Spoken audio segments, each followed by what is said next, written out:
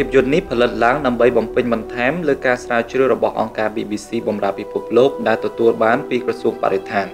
ការសិក្សានេះធ្វើឡើងដើម្បីស្វែងយល់ថាតើប្រជាជនកម្ពុជាយល់ឃើញយ៉ាងណាចំពោះការប្រែប្រួលអាកាសធាតុភាពយន្តនេះផ្តិតយកទស្សនៈមួយចំនួនរបស់អ្នកចូលរួមនៅក្នុងការស្រាវជ្រាវនេះប្រជាជនបាននិយាយមកកាន់ក្រុមការងារស្រាវជ្រាវរបស់អង្គការ BBC ក្នុងខែកក្កដានិងខែសីហាឆ្នាំ2010អ្នកចូលរួមមួយចំនួនមានការភ័ន្តច្រឡំជុំវិញបញ្ហាការប្រែប្រួលអាកាសធាតុទោះជាយ៉ាងណាក៏ដោយទាំងនេះមិនបានឆ្លុះបញ្ចាំងពីទស្សនៈរបស់អង្គការ BBC បម្រើពិភពលោកនិងក្រសួងបរិស្ថាននោះទេ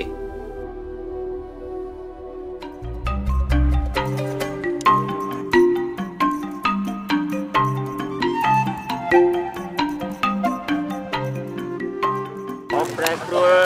តាមអត់ទៀងជាងកាលដូចថាក្នុងឆ្នាំហ្នឹងធ្លាប់ដាក់ល្ងបានដាក់ពូតបានដល់ពេលឆ្នាំក្រោយទៅដាក់ល្ងអត់ទៅកើតបាទដល់ពេលនេះកើតពូតអីចឹងទៅអញ្ចឹងណាបាទវាអត់ទៀងតាមអាកាសធាតុតាមនិយាយទៅតាមមេឃភ្លៀងមកហ្នឹងការប្រែប្រួលខុសពីមុនកាលពីមុនកាលពី4-5ឆ្នាំមុនអាកន្លែងយើងធ្វើហ្នឹងដឹងតែបានហ្មងធ្វើដឹងតែបានធ្វើដឹងតែបានណាបាទឥឡូវហ្នឹងគឺថាធ្វើទៅអត់ភ្លៀងអញ្ចឹងយើងធ្វើចការធ្វើអីធម្មតាចេះជំរះទៅណាបើភ្លៀងវាប៉ះពាល់ញាតិញោមគាត់ចង់ទៅវត្តទៅវាអីអញ្ចឹងវាពិបាកការធ្វើដំណើរទៅវត្តអីចឹងណាបើថាក្តៅដល់ពេលក្តៅរាំងអញ្ចឹងការធ្វើអាជីវកម្មឬការធ្វើស្រែរបស់គាត់អញ្ចឹងវាអត់មានភ្លៀងមានអីអញ្ចឹងវាមានបញ្ហានឹងការប្រកបអាជីវកម្មរបស់គាត់ដែរប្រជាជនកម្ពុជាដែលផ្ដល់កិច្ចសម្ភារក្នុងការស្រាវជ្រាវនេះនិយាយថាធាតុអាកាសនិងបរិស្ថានរបស់ពួកគេកំពុងប្រែប្រួលហើយពួកគេមានអារម្មណ៍ថាកំពុងទទួលរងឥទ្ធិពលពីការប្រែប្រួលនេះ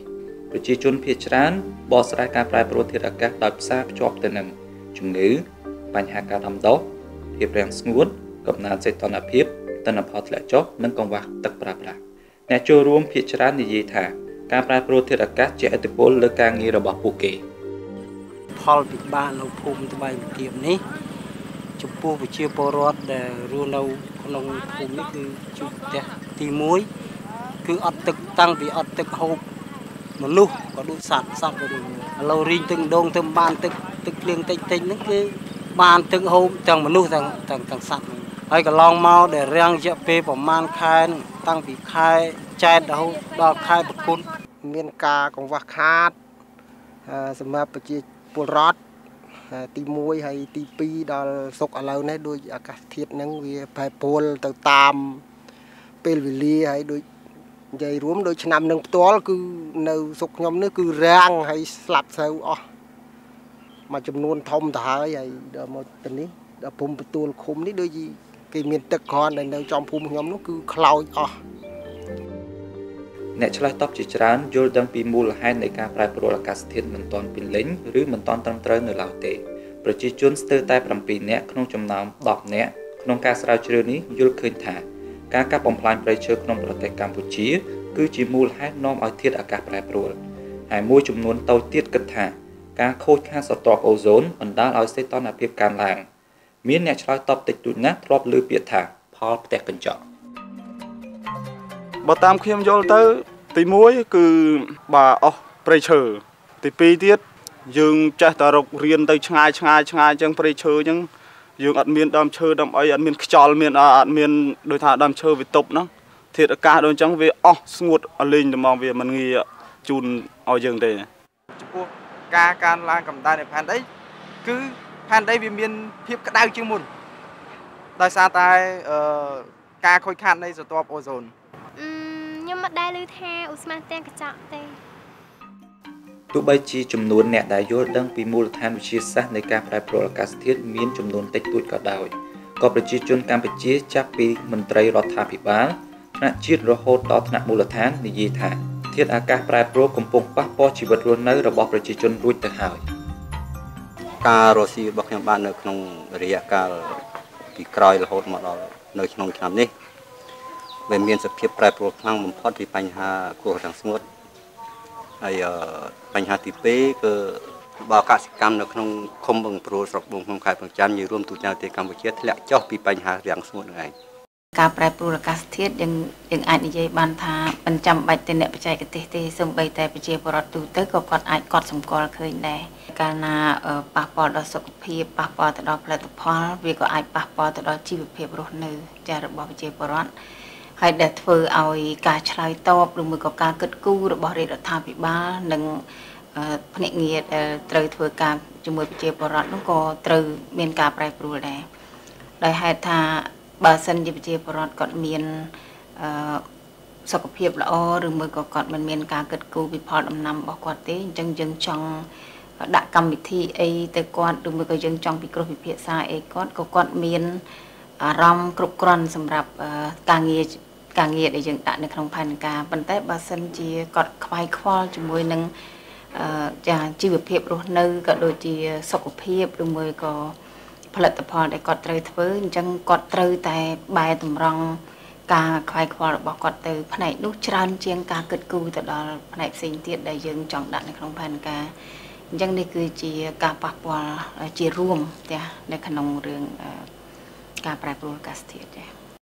ដោយឡែកប្រទេសដែលប៉ះពាល់ជាងគេបំផុតគឺជា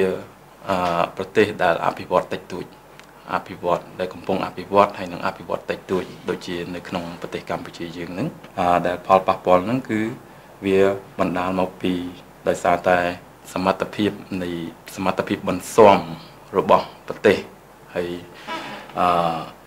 នៅក្នុងប្រទេសយើងហ្នឹងវានៅទាបនៅខ្សោយហើយនៅពេលណាដែលសមត្ថភាពបន្ស៊ាំយើងនៅខ្សោយហ្នឹងឧទាហរណ៍ដូចជាគ្រោះមហន្តរាយទឹកជំនន់ខ្យល់ព្យុះវាមកហ្នឹងបានធ្វើឲ្យកាត់ផ្ដាច់ទៅលើហេដ្ឋារចនាសម្ព័ន្ធរបស់ខាងផ្លូវថ្នល់ខាងសាលារៀនខាងអីឲ្យប្រជាជនដែលងាយរងគ្រោះនៅផលប៉ះពាល់ទាំងនោះគឺនៅខាងជនបទឆ្ងាយដែលសេវារបស់រដ្ឋយើងទៅពេលតាន់ពេលវេលាសម្រាប់ជួយហើយការកាត់ផ្ដាច់ហ្នឹងគឺมันអាចធ្វើចរាចរណ៍បានហើយដឹកជញ្ជូនសម្ភារៈជួយតាន់ពេលហ្នឹងអ្នកតំណាងពីខាងរដ្ឋាភិបាលអង្គការក្រៅរដ្ឋាភិបាលនិងវិស័យឯកជនបង្ហាញពីតម្រូវការឲ្យមានការឆ្លើយតបមួយពីគ្រប់វិស័យចំពោះការប្រែប្រួលអាកាសធាតុដោយត្រូវពង្រឹងលើសមត្ថភាពបន្ស៊ាំនិងសមត្ថភាពឆ្លើយតបនឹងគ្រោះមហន្តរាយព្រមទាំងលើកកម្ពស់ការអភិវឌ្ឍប្រកបដោយចីរភាពក្នុងនាមជាប្រទេសកសិកម្មក្រីក្រមួយគឺប្រទេសកម្ពុជាយើងគឺងាយរងគ្រោះដោយសារការប្រែប្រួលអាកាសធាតុហើយរាជរដ្ឋាភិបាលកម្ពុជាបានទទួលស្គាល់យ៉ាងច្បាស់នៅបញ្ហានេះចឹងហើយក្នុងន័យនេះគឺរាជរដ្ឋាភិបាលបានអនុម័តកម្មវិធីសកម្មភាពជាតិបន្ស៊ាំនឹងការប្រែប្រួលអាកាសធាតុហើយសំខាន់គឺថាប្រមូលផ្ដុំទៅលើវិស័យកសិកម្មវិស័យធនធានទឹកតំបន់ឆ្នេរនិងសុខភាពរបស់មនុស្សហើយកម្មវិធីនេះគឺគ្រប់គ្រងទាំងស្រុងគោលដៅអភិវឌ្ឍរបស់រាជរដ្ឋាភិបាលដែលមានចែងនៅក្នុងយុទ្ធសាស្ត្រចតុកោណដំណាក់កាលទី2របស់រាជរដ្ឋាភិបាលក៏ដូចជានៅក្នុងផែនការអភិវឌ្ឍជាតិតាមខ្ញុំពិសោធន៍គឺខ្ញុំបានប្រើ biogas ពីលាមកសត្វនិងពលឺព្រះអាទិត្យបូកចូលគ្នាតាំងពី10ជាងឆ្នាំមកហើយឃើញថាល្អប៉ុន្តែតម្លៃរបស់វាគឺខ្ពស់ប្រជាជនទូទាំងប្រទេសដែលផ្ដល់បទសម្ភាសន៍និយាយថាធាតុអាកាសកំពុងប្រែប្រួលហើយប្រជាជនមានអារម្មណ៍ថាកំពុងទទួលរងឥទ្ធិពលពីការប្រែប្រួលនេះប៉ុន្តែការស្រាវជ្រាវរកឃើញថាមានមនុស្សតិចតួចណាស់ដែលដឹងពីមូលហេតុនិងផលប៉ះពាល់នៃការប្រែប្រួលអាកាសធាតុជាសកលប្រជាជនកម្ពុជា9ក្នុងចំណោម10នាក់បានជួបប្រទះគ្រោះធម្មជាតិកាលពីឆ្នាំមុនប៉ុន្តែជាង1/3នៃពួកគេមិនបានទទួលព័ត៌មានអំពីហេតុការណ៍ដែលពួកគេជួបប្រទះនោះទេ 72% នៃអ្នកដែលទទួលបានព័ត៌មានគឺទទួលបានព័ត៌មាននៅពេលហេតុការណ៍កំពុងកើតឡើងឬក្រោយពេលហេតុការណ៍បានកើតឡើងហើយយុទ្ធនាការផ្សព្វផ្សាយនិងការប្រាស្រ័យទាក់ទងគឺត្រូវធ្វើឡើងដោយផ្ដោតសំខាន់លើបទពិសោធន៍របស់ប្រជាជនកម្ពុជាយុទ្ធនាការនេះនឹងជួយប្រជាជនឲ្យយល់និងបង្កើតឲ្យមានការទប់ទល់នឹងការប្រែប្រួលអាកាសធាតុប្រកបដោយប្រសិទ្ធភាពដឹងហើយថាដើម្បីឆ្លើយតប ទល់នឹងបញ្ហាប្រែប្រួលអាកាសធាតុឲ្យមានប្រសិទ្ធភាពគឺចាំបាច់ត្រូវយល់ឲ្យបានច្បាស់អំពីមូលហេតុនៃការប្រែប្រួលអាកាសធាតុផលប៉ះពាល់របស់វាទៅលើគ្រប់ទិដ្ឋភាពនៃការរស់នៅរបស់យើងនិងពីបណ្ដាវិធានការដែលត្រូវចាត់ដើម្បីដោះស្រាយបញ្ហានេះក្នុងនេះគឺការអប់រំនិងការផ្សព្វផ្សាយព័ត៌មានស្ដីអំពីការប្រែប្រួលអាកាសធាតុគឺជាមធ្យោបាយដ៏ស័ក្តិសិទ្ធិដែលអាចរួមវិភាគទានជួយលើកកម្ពស់ការយល់ដឹងរបស់សាធារណជនទូទៅក៏ដូចជានយោបាយឲ្យបានយល់ដឹងច្បាស់ពីឫសគល់នៃបញ្ហាក៏ដូចជាពីវិធានការដែលត្រូវដោះស្រាយនិងអំពីទូនីតិរបស់ខ្លួនក្នុងការទទួលខុសត្រូវនិងរួមចំណែកដោះស្រាយបញ្ហាពិភពលោកដ៏ចម្បងនេះ